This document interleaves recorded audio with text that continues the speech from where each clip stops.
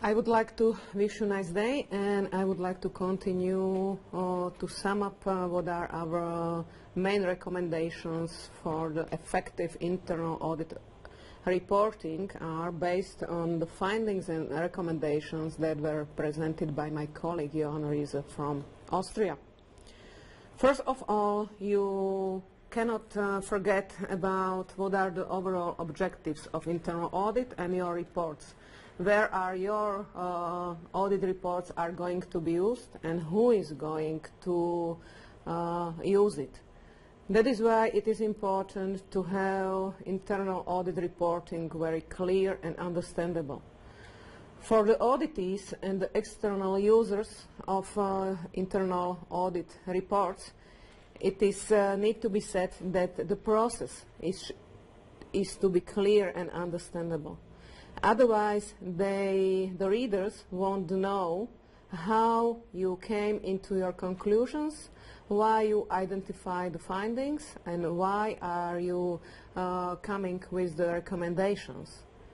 For you, the audit report is very good for the identifications of the risk for the future planning, execution of audits, reporting, and also some of the findings from individual audit reports are part of annual control report or annual audit report to the management.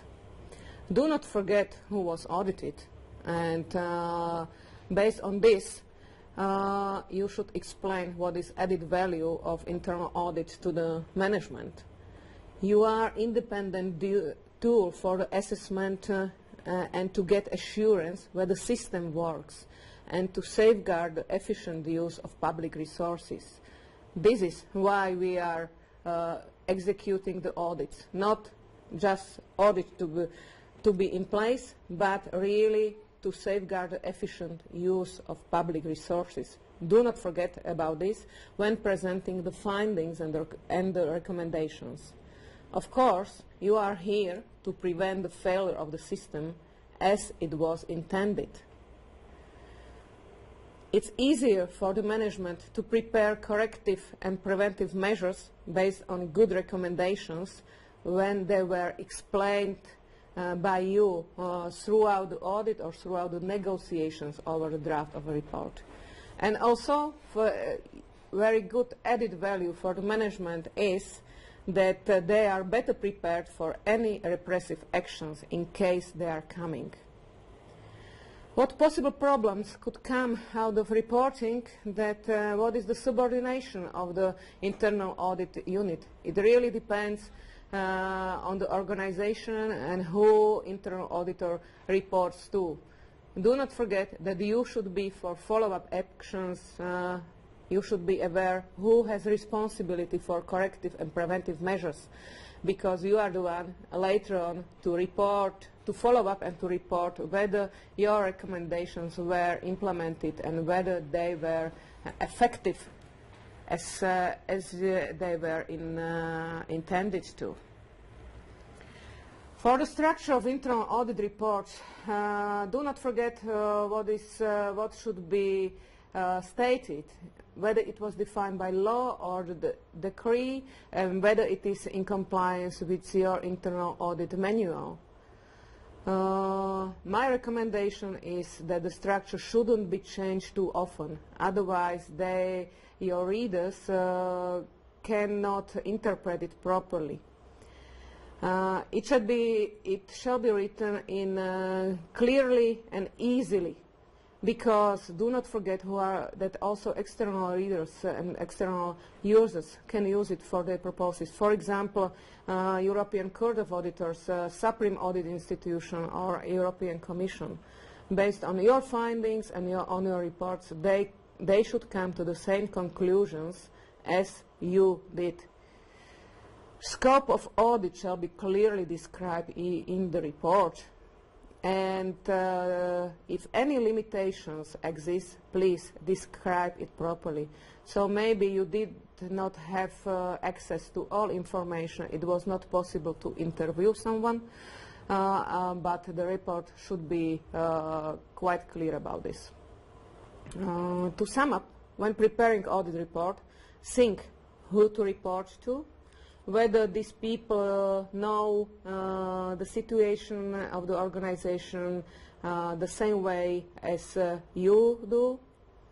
Well, do not forget what was the objective and the aim of internal audit action. So maybe you come around the different information that can be useful, but always focus on the subject that was the aim of internal audit. And when presenting the informations raised from internal audit, do not forget how the information can be used in the future. So, how to write a good audit report? In a good language. Do not forget that the expression wording shouldn't be later on mistaken or misinterpreted. Otherwise, your work is not going to be used in a proper way as you want it to. The results of internal audit should bring objective and independent assessment.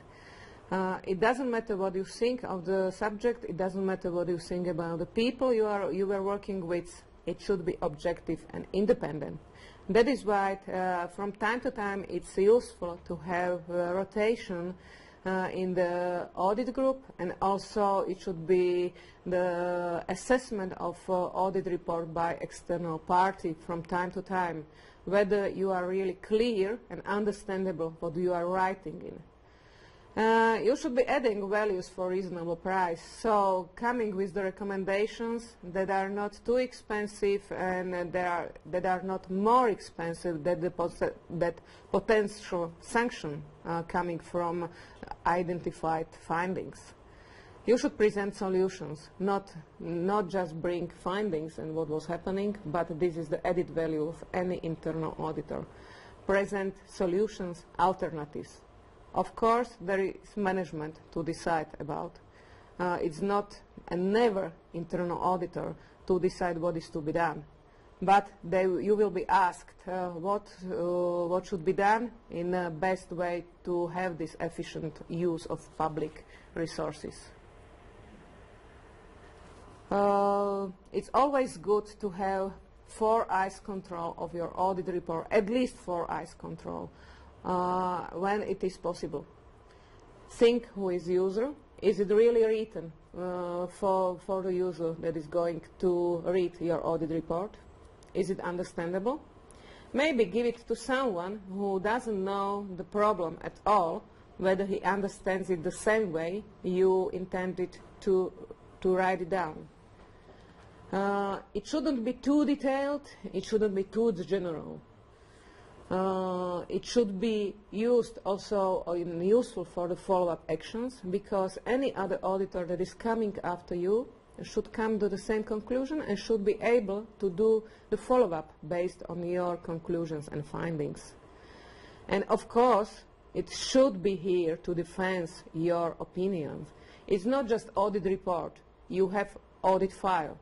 Audit file shall be clear and shall have all the information that you come across during the execution of audit. So do not forget to finalize your audit file for the future users and of course for you.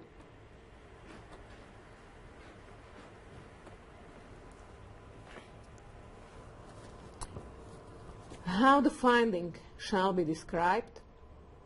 Usually, how we do it in Slovakia, we describe what is requested status of the situation, what was identified during the audit, and what's the difference. Based on this, we define the risks resulting from identified status. This is something the management will definitely respond to, because if you say that is a risk of misuse of resources, financial, human, or technical, then they will ask what action is coming after this. So, possibility of sanctions, possibility of fraud or error, unsatisfactory accounting records. Use these words properly so they do understand what can happen in future based on your findings.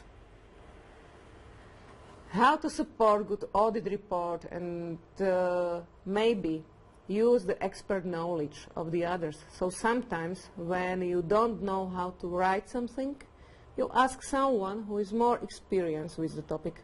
Why not? You don't have to say the details of the concrete operation, but you can ask what was approach of the other auditor or other expert. Please have always documented your findings to support